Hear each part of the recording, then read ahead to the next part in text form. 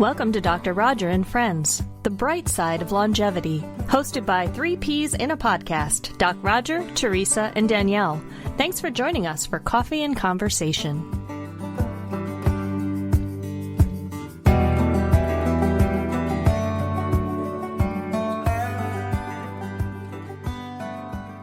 Welcome back. Thanks for joining us for episode 2 of Dr. Roger and Friends, the bright side of longevity. The topic today is Healthspan. So last time we're talking about longevity, right? And we're all living longer. So that's lifespan. So the concept of healthspan, though, that's something else. That's lots of people talking about that in medical, health, just any circle. So as I understand healthspan, it's years of high quality life from a functionality standpoint, from health and that sort of thing. It's kind of like live long, die short. It's about the curve you could see in the book, where the curve is we're born, we become our best, and then many people start a long decline. But instead of doing that, the line just stays up high, and that's high functionality. So a long time, that's healthspan. What do you think about healthspan? Who cares about living a long life if it's not functional and what you want it to be and on your terms and healthy? Yeah, it'd be like being trapped in a body that's decaying around you and it's painful. It's like a sentence versus longevity that is high quality. Well, bring it. I want that. Yeah, that's what people fear about aging, I think. Of course. Yeah. Of course, when someone says, I don't want to live to be 100, they're thinking in terms of suffering and decline only. So that makes sense. I also think it's a lot more work. I wonder if some people just don't want to do the work. Like your metabolism at 20 years old was simple. You know, you wanted to lose 5 pounds, you didn't eat for a day, and there you go. And now it's like 6 months to take off a pound. So it's harder, I think, or at least people perceive it to be harder. Well, you nailed it. Because how do you get lifespan? You know, we used to think it was just luck or genes. We can talk about that. But now we know that it's lifestyle. It's the choices we make every day. So someone may consider that work. But, you know, it doesn't have to be running marathons and eating bark. No, it doesn't have to be those hard things, but it is about lifestyle. You know, the MacArthur study said that, and all research says it's the choices that we make every day. And not only when we're old, successful aging or better aging should start early, right? But again, it's never too late either. So just to start to make good decisions, and they're easy decisions, aren't they? They are easy decisions if we think of them as small steps. You know, we're so tempted to jump full onto that bandwagon. I think we're bandwagoners at least in American society. And then we go flying off 2 weeks later and we feel like a failure. And so we take such a big step, but it is doable. I think we want to brag about it too. You know, we don't value small change. You're going to walk into a bar with your friends and said, I took 10 more steps yesterday. You know, that's not going to work. Not only that, but but there are so many little changes. Like when I try to, keep track of, okay, I'm going to meditate today, and then I'm going to exercise today, and then I'm going to make sure that I get my purposeful work in. And by the time you get it all done, it's like midnight and you're exhausted. So to me, it's how to integrate these changes over time. Like maybe start with one thing. Okay, I'm going to do whatever of meditation each day for a few weeks, and then maybe add another piece. But to me, that's the real challenge, is integrating all the things you should be doing in a way that supports your lifestyle. I think what we've learned from some of the Blue Zones cultures is that it is the lifestyle. It's not one more thing on the plate. It is the plate. And I think that's part of the answer. The whole plate. I like that one. But this healthspan thing, certainly it's better for the individual because you're going to have a better life.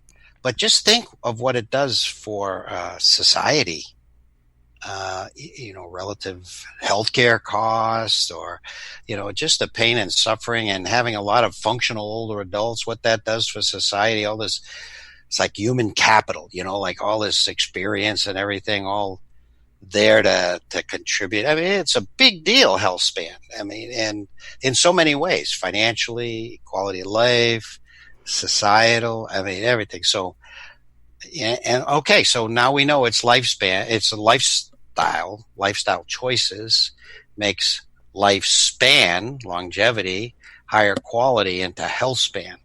So is it doable? I mean, many people, they think, hey, I don't have good genes. You heard people say that? So I don't know. I don't know if there's a genetic thing that prevents you from making good lifestyle choices. I don't think so. No, So I think what we want philosophically, all of us, is health span, not just longevity, but health span. It's what we know we want. I mean, hardly anybody says, no, I'd rather suffer, right? Everybody wants to live really well. But our daily actions are not in sync with that ultimate goal. And I think that's the opportunity. I put it in the book. I want to age like trees, like New England trees that get more colorful as they age, the leaves, and blend with others and make so much more beauty than you would alone. And then when my time comes, I want to fall off the tree. That's what we're talking about. The point is that you want to be truly functional, enjoying life, growing, creative, and growing, even though there's going to be challenges, right? I mean, let's face it, we're not Pollyanna about this. Getting old is about loss, losing friends, losing some capabilities, but you can what we're talking about is that you can make choices to definitely limit that decline and limit it to just a small amount and to maintain high levels of function longer and longer. And that's everything. So the degree to which we're practicing these lifestyle habits, we know life's going to throw us a curveball at some point, but the better we can weather that storm and get back to really high functioning, I think that's also what we all want. Elizabeth Blackburn, she won the Nobel Prize for her research on telomeres. And she has a great TED Talk too, Elizabeth Blackburn. She's from Australia, and she studied, it's funny, but we know so much about aging and how to age in a better way because she studied pond scum. There's a metaphor. There's something in there. I don't know what it is. But she studied pond scum for a long time, and she found out that the ends of the chromosome strands have this thing called a telomere. You may have read about it. I'm sure you guys have. I know you guys know about it. But it's like the end of a shoelace, and it prevents when the cell divides, it prevents the loss of DNA, critical DNA material. So each time the cell divides, and it divides many times in our lives, the cell's life, and when it gets short, eventually the cell dies because you lose chromosomal material. So if these telomeres are very important, and she studied pond scum because the telomeres there seem to stay long. They just keep being long. And so in humans, she studied them, and they get shorter with each division. But in people who make good lifestyle choices, and she described that as managing stress, meditation, moving, continuing to use your mind, having purpose and meaning, and being socially connected was very important to her. Where you lived really affected your telomeres. Anyway, these telomeres didn't get short as quickly. They stayed longer. So here you have the instance of lifestyle choices affecting your genes, your DNA material. And that's incredible stuff. I mean, the MacArthur study showed us that lifestyle was important, but they didn't know at the genetic level what was happening. Now we know. Can you imagine that the choices that you make today and tomorrow and the next day affect your chromosomes, affect your chromosomal material? And the longer you keep those telomeres long, that cell lives longer, the organ lives longer, and the body lives longer. That's amazing stuff. I want to know, maybe we should change the title of this to I Want to Age Like Pond Scum. Lifestyle increases telomerase, which then keeps the telomeres longer.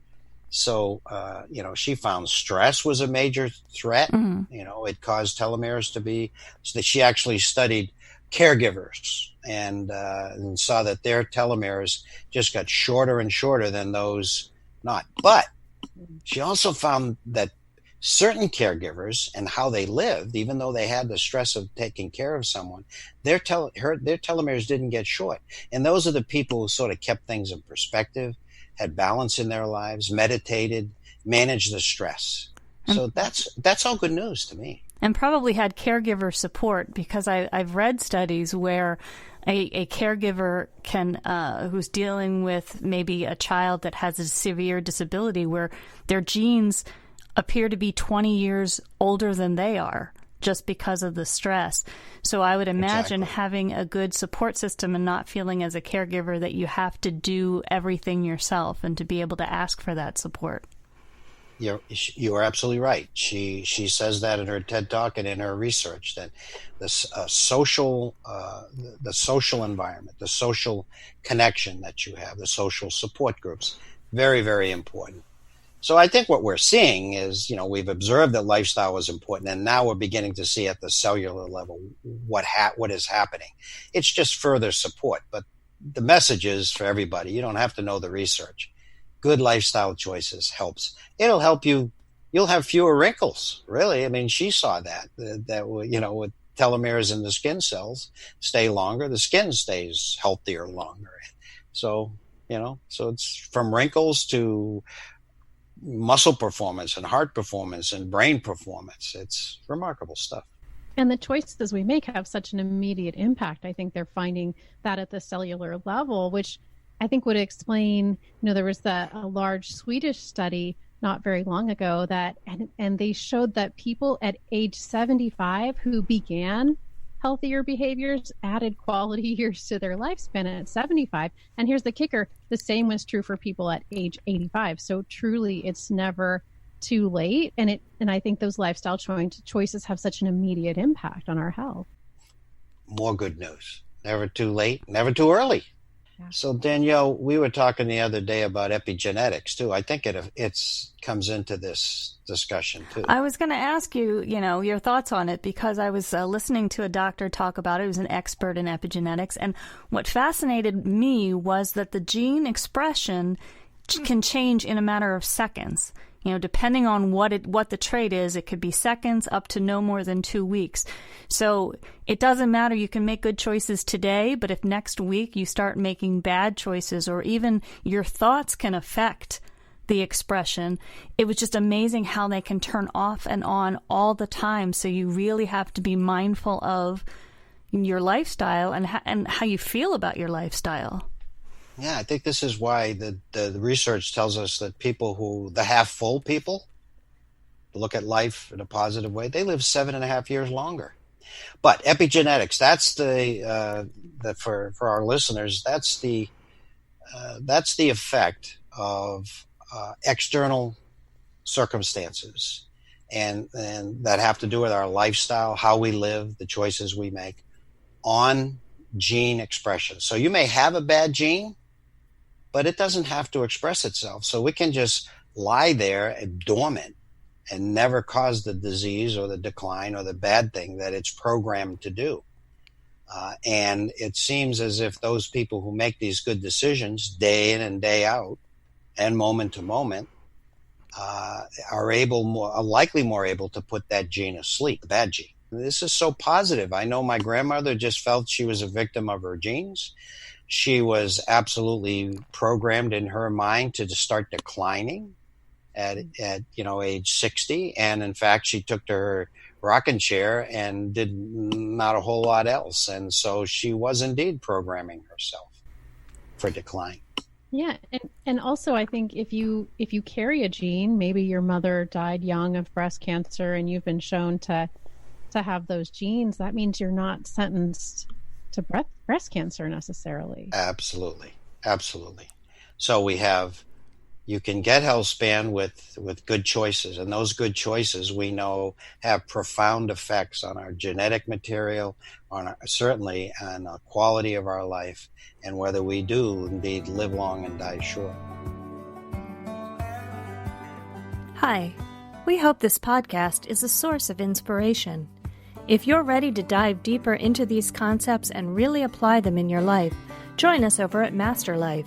You'll have a personalized experience and lots of support to create your own long, bright future. mymasterlife.com.